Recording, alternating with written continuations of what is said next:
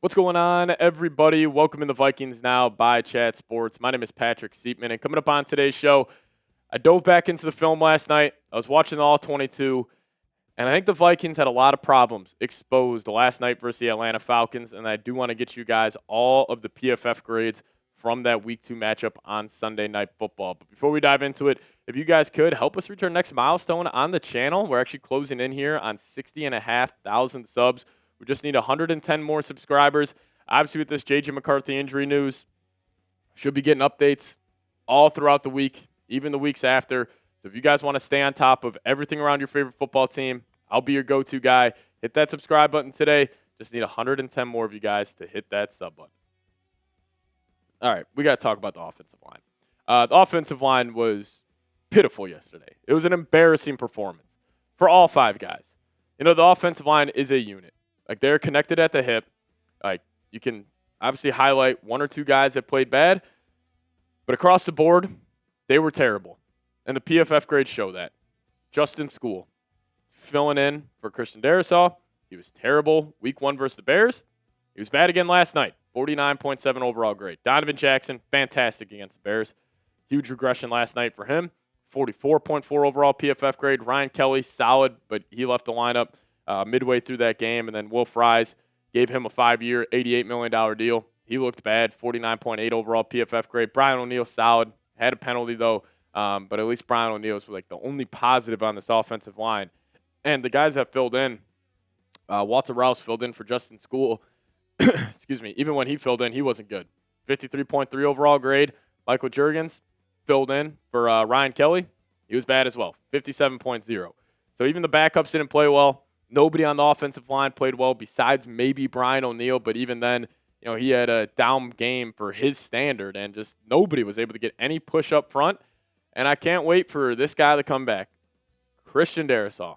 Kevin O'Connell still hasn't confirmed if he's going to play in this Week 3 matchup. I hope he will, because I don't know if he's the most valuable player in the NFL, but when he is not in the lineup, this offensive line is bad. Like, it was bad last year. The interior push was terrible. And it's kind of more of the same. Like, that's what was also so concerning about this Falcons game. It felt like the Lions and Rams game from this past season. The exact same. No push up front. Your quarterback's getting their ass handed to them. And without Christian Darrisaw, you can't protect their blind side. So hopefully CD gets back soon. But KOC talked about the offensive line earlier today saying there were definitely some times where guys got beat on some one-on-one situations. Got to go back and see exactly what kind of happened there, but you felt it. Certainly in the first half there, the sacks came from a lack of execution sometimes on that down. Sometimes it's on a previous down. And there's no doubt the offensive line should improve throughout the year, but it was an absolute joke yesterday. And they should improve on two fronts. Number one, getting the top 5 left tackle in the league back. That should improve it. But also, number 2, just that continuity. You know, I thought the continuity and chemistry would be a lot better with Ryan Kelly and Will Fries coming from the Colts, but clearly they don't have it. You know, twist concepts were giving the Vikings fits yesterday, and also with Donovan Jackson, him regressing from Week 1 to Week 2, that's a concern. So you're hoping Donovan Jackson gets better, Christian Darrisaw gets back, they build more continuity and chemistry, and hopefully that 5-man front is able to, you know, cook up something here in the second half of the year, but definitely concerned about that offensive line. And then, you know, obviously J.J. McCarthy, just getting word that he is going to be probably out 2 to 4 weeks with a high ankle sprain. But I thought his inexperience was on full display yesterday. And his spray chart from yesterday's game is also incredibly concerning. Like, one of the red flags on his scouting report coming out was he can't throw left. And it kind of seems like Kevin O'Connell doesn't trust him throwing left. And, you know, I do like that he's able to hit the intermediate routes. He was able to hit that deep shot to Jefferson. You know, that one pick he threw to Billy Bowman when he was intending to pass for Jalen Nailor. I thought Nailor could have made, you know, a better effort on the ball. But still, J.J. McCarthy's inexperience was on full display yesterday. And, you know, I went back and I was watching the tape, and there was just a lot of bad coming from that. And, you know, I will say the one thing with McCarthy, you got to respect his toughness, because he was able to stick in the pocket and, you know, obviously dealing with that high ankle sprain. But after watching the offensive film, a couple of takeaways I had. Number one, Kevin O'Connell, no quick game. Like, the amount of times, especially in that first half, it's just 20-yard route, 20-yard route, 20-yard route. And it's just like, dude, look yourself in the mirror a little bit here. Your offensive line is getting destroyed up front. Your quarterback's got happy feet. How are you possibly calling some of these plays? Like, I am not getting up here and saying I know more about the game of football or especially NFL offensive game planning compared to Kevin O'Connell. I probably know less than 1% than what he does. But it was also fairly obvious if you toss on the film. Too many deep routes, no quick game whatsoever, and we saw the Falcons adjust yesterday. Michael Penix, Vikes bringing the blitz. All right, let me just get the ball out quick. Let me get the run game going. Clearly the Vikings aren't allowing us to throw the ball downfield, so we're going to adjust. But Kevin O'Connell didn't adjust. He has not made adjustments in these big-time games yet as a Vikings head coach. And I even think week 1 against the Bears, that was more about the players just playing better in the fourth quarter. I don't think that was really about KOC, completely adjusting his game plan, and he was really opening it up. So there was no quick game, and I will give JJ some credit. He made some big-time throws yesterday. 2 throws that really impressed me. It was that 3rd and 18, Adam Thielen running a super deep out, delivered an absolute seed. And then the next one, Jalen Naylor, after that same exact play, he threw an absolute seed to Naylor. So he made some big-time throws, but also the tight end, TJ Hawkinson, he might be cooked. We were all hoping TJ was going to have a massive bounce-back year. We're under the thought process that, Hawk, he was dealing with that, torn ACL still. He was rehabbing all last year, so that's why he had a down year. But tight ends, they age fast in the NFL, and I think TJ, with all the injuries he's had, he just looks slow. Drops are still an issue. Like, really, and it's crazy to say, and this is almost a bad thing for Hawkinson, the best part about his game is blocking. And he's not that good of a blocker. So Hawkinson did not look good when I tossed back on the film, and also wide receivers couldn't separate. Mainly Adam Thielen. Even Justin Jefferson couldn't really separate that much yesterday. Again, Jefferson was also he was getting double and triple teamed at an all-time rate in that game. Like, there was a safety over the top always, but that should open up other opportunities for a Thielen or a Naylor. Naylor looked actually pretty solid, but Thielen couldn't separate. Hawk couldn't separate. And then at the end of the day, JJ just got his ass kicked. And it's very disappointing. Like, the Vikings offensive line just left this kid out to dry. And there's really nothing he could do. And now he's got a high ankle sprain. And we'll see how he tries to respond. But it is just very disappointing when you go back and watch that film yesterday because JJ, he just couldn't handle himself. He got happy feet in the pocket, started patting the football like Kirk Cousins. Just didn't feel comfortable. So if you guys want to show JJ McCarthy some love, type those 9s down below.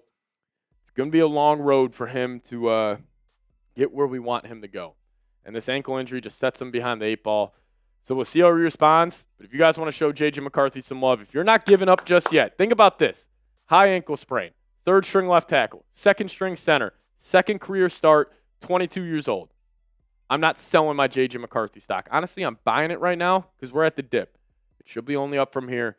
If you guys want to show him some love, type those 9s down below. Now we'll get to more problems that were revealed for this Vikings team here in a second. But today's episode is brought to you by PrizePicks. And you and I make decisions every day. But on PrizePicks, being right can get you paid. Don't miss any of the excitement this season on PrizePicks, where it's good to be right. And if you guys download the PrizePicks app today, plug in that promo code CLNS, will get you guys $50 in lineups after you play your first $5 lineup. That's code CLNS to get $50 in lineups after you play your first $5 lineup. Now, PrizePicks, it's super simple to play.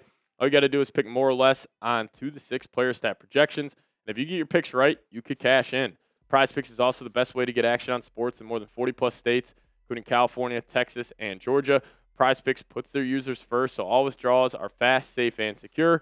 And this is an example of a lineup I got for Monday Night Football tonight. Bucky Irving going to take his less on his rushing yards, going to take the more on Stroud passing touchdowns. I'm going to take the more on Riley Dixon punts, and then the less on Tommy Townsend punts. But if you guys want to fade those picks or ride with those picks, just do so at PrizePicks and download the app today.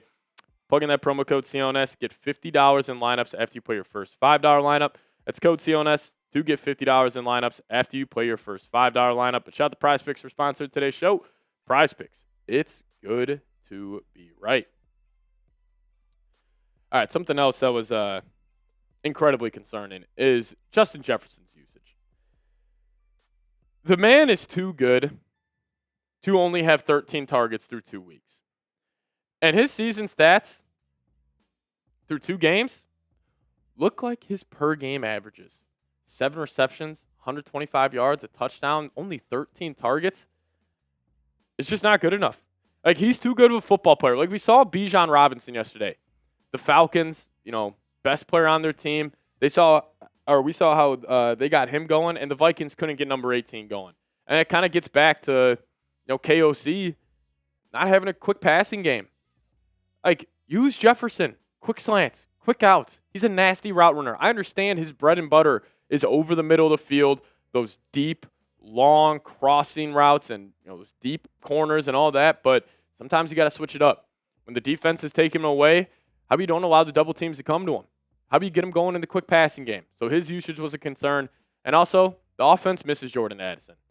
Like, Jefferson was getting doubled and triple teamed at an all-time rate yesterday. And there's no doubt in my mind that this team misses J.A. because other wide receivers, they're not good enough. Like, nobody besides Jefferson could separate last night. And that's what was so concerning. Like, Naylor got open a couple of times, but they just missed Jordan Addison.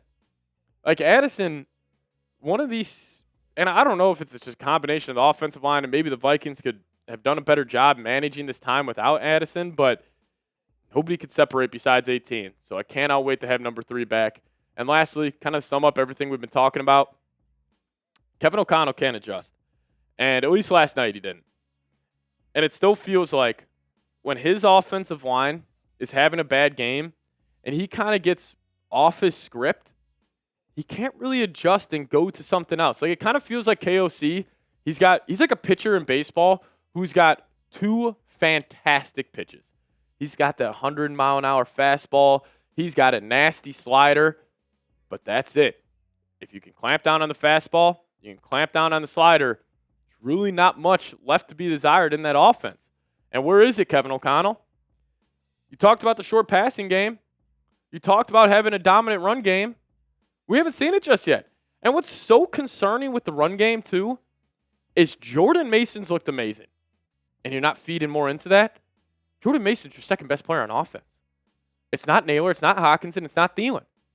It's Jordan Mason, besides Justin Jefferson. So get that man the football. No run game. No quick passing game.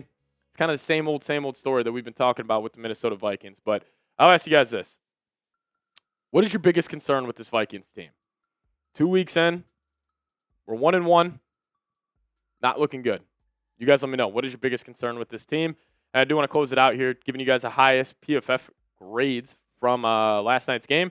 Shout out to Theo Jackson, actually the highest graded Viking overall. And actually, funny enough, I don't know if this is more of a Brian Flores stat that all 3 safeties are the top 3 highest graded defenders, but Jay Ward, Josh I actually thought Metellus had a hell of a game. Even Theo Jackson as well. Then you had Isaiah Rodgers at 4. Again, the top 5 highest graded defenders. We're starting to get into the high 50s and low 60s here. So nobody really played that well according to them. But Tiernan Ingram Dawkins also on that list. And then the lowest graded defenders, not good. Javon Hargrave, Jonathan Allen. Also, I think we're about one more game away from having a conversation if the Vikings should bench Ivan Pace. Ivan Pace has not been good.